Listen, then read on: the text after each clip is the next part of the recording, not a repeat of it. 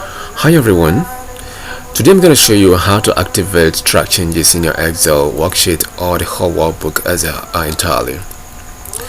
Now here is the track changes.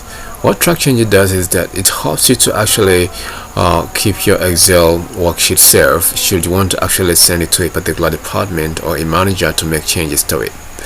So all you need to do is just to click on this track changes right here, and when it's gonna be when you open it, since last served, all not yet reviewed and all of that, so just check the all if you want that. So to who is everyone or everyone but me, so just where is that change is going to come from. The change is going to come from this particular area, so you actually hit on save, and here you go, just give it the action. So what you have to do next now is to send this file down to the manager or to whoever wants to make change to it. The problem is when you send this to the department manager is this. So what this workbook is actually doing is every single time your product is being entered, you have an ID automatically generated for you. But the boss was like, no, I don't really like this way the ID is all. So now let's say if we enter a new product right now, so now the new product is gonna give you automatic automatic ID. So now what you need to do is this. The manager said, no, this is not the kind of ID I want. Why don't you include our company's name in the ID? And he went ahead and edited all this using this particular YL.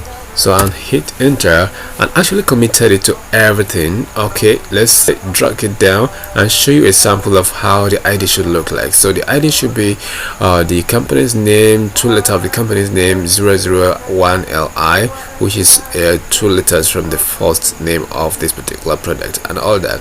And he sent this file back to you. What will you do? And you'll be like, oh, I think my boss is right. You might want to accept this, right? But now if you actually place the cursor right here, you can see the who actually made the changes right on this. So if you go back to what to review, and from review click on this and you want to hit on accept or reject change, so just say okay right now. So what you can see right now here is this. If you click this, it's going to actually say that this particular cell right here, there was a changes made to it. So do you want to accept it or you want to reject it? So if you want to accept all of them, you can actually start accepting each by or one by one. So now here is it, you accept this, so it's accepted. If you want to actually accept this or reject this, you can actually accept. If you want to reject this, you can reject this. Now it's actually back to normal, right? This is exactly how it is. So I can feel like, okay, I want to accept all, and I accept all, and it's closed down. So right now we still have this right here, which we're gonna get away in a jiffy. So now if I click and actually go back to track changes, I'm gonna go back to the same to this highlight changes right here.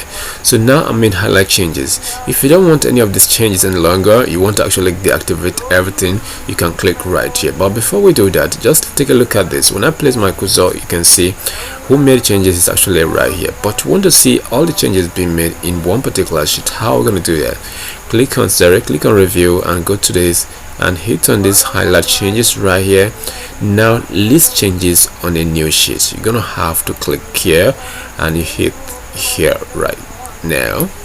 So now here are all the changes that had been actually made, the date of the changes. If 2 people made changes to this, you're gonna see 2 different system, 2 different day, 2 different time, and you're gonna see the name of people who actually made the changes. Right now is data decision, which is this particular system I'm using on this particular channel right now, and the changes type is this. So it's cell level, and the sheet is what generate product ID, and you can see the range, you can see the new change and the old change right here. Now the new value is this, what they changed, they added YL.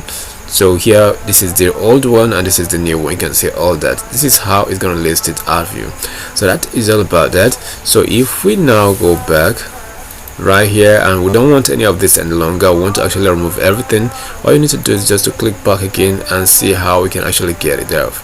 So now here we go. If you actually take this one off and hit OK, now here we go, we have everything being taken off. This is exactly how to use track changes to actually make things right yourself. Now we don't want any of this, we shouldn't accept it. If we accept it, we're gonna have it committed to this. So right now, if you see, this is how our ID looked before, but right now we want to actually committed it to everything. So now we have a new ID.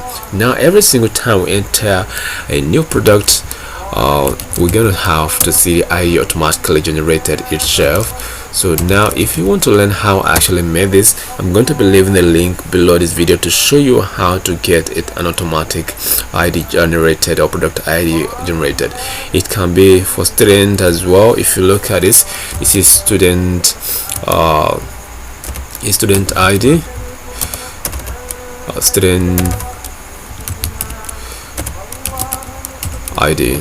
Now automatically you have it generated automatically. So right now you might want to learn how I actually did this with some functions. I'm gonna show you how I did everything, so I'll be leaving the link. Just check that link out. So I have a lot of tutorials you're gonna love about dashboard and so many things about analytics using Excel and Power BI and stuff like that. So all you need to do is just to check that particular videos out. So I'm gonna be leaving the link below this video. Click it and actually go to my YouTube channel to watch more of my videos. So thank you very much for watching.